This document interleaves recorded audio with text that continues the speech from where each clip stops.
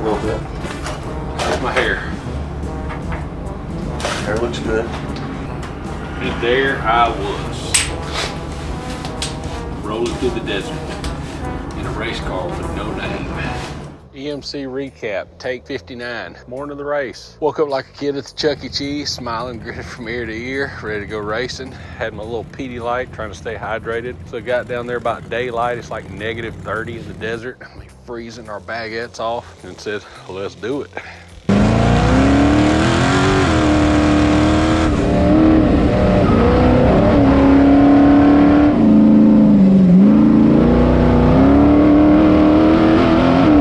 So we had to start 78th, eating dust like Wile E. Coyote. Plan is have no flats, drive conservative. Let's not get out of the car and see if we can make up some time. A lot of guys were overdriving in the first of the race, and we all know how that goes. So try to keep my calm. Got to the rocks, started slicing and dicing. Man, the Jimmy's chassis, it's like a fine wine. It's an older car, but it's like a rock ninja when it comes to the rocks. We made up a lot of time. So our luck finally ran out. Had a flat right at Turkey Claw. We were probably about 2 miles from the short course. Just decided to screw it. We're gonna run on the rim, you know, so we wouldn't have to get out. We figured it'd be faster to get to the short course and let them change it. Pull in there, use that badass Pro Eagle jack that we had. They finally got to use it. Knocked the new off of it, and so I got to finally see that wheel and tire. Figured it was trash. It was one of the new Rhino forged wheels.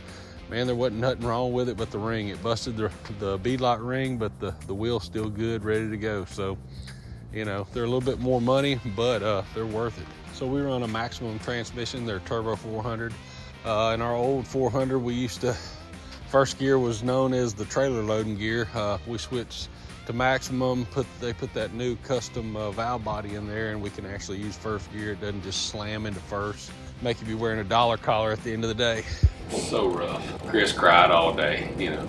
He said, damn it, Blaine. Talk about my son not being here to ride with me. I think he didn't know what he was getting himself into. But we got through it.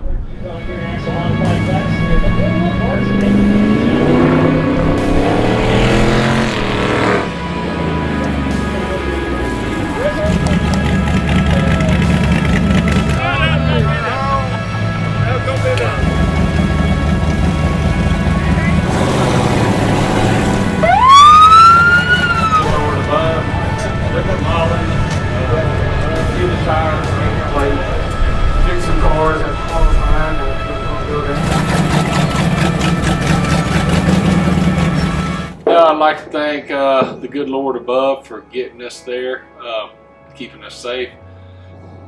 I'd like to thank my wife and kids, Blaine and Briley, for putting up with all this mess, missing birthdays. Every year I miss my son's birthday just to come to this race, every year. January 31st, it never fails. Last year he got to come on his birthday and race, so I think that made up for all the birthdays I missed. Got a few sponsors I'd like to thank. Liquid Moly Power Sports for keeping all the parts on my race car lubricated and making it to the finish line. Kenda Tires, tough as nails tires. Raceline Wheels, Maximum Transmission. Gill Industries, TCRG Construction, J Reel Drivelines. Pro Eagle Jacks, Vivid Lumens LED Lights. D-Bomb EFI Tune. Diddy's Big Block Race Shop.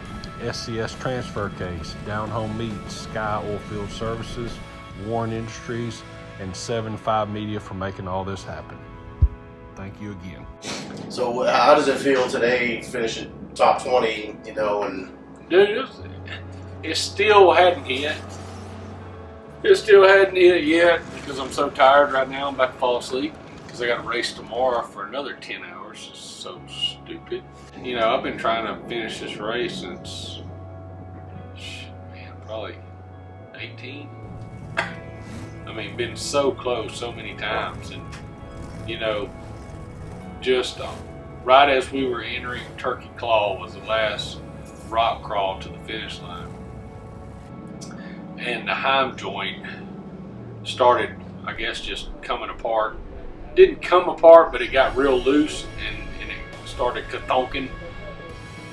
And I thought it was a shock breaking loose. I didn't know what it was. So, I mean, we just started going extra slow because I was like, man, I said, I was probably last year, 15 miles from the finish line when my motor gave out. And I'm thinking, the rear end's gonna come out from under this thing right here when I get on short course. And I told Chris, I said, I'm fixing to just hammer it in front wheel drive. If the rear end's dragging, it's dragging, we're going.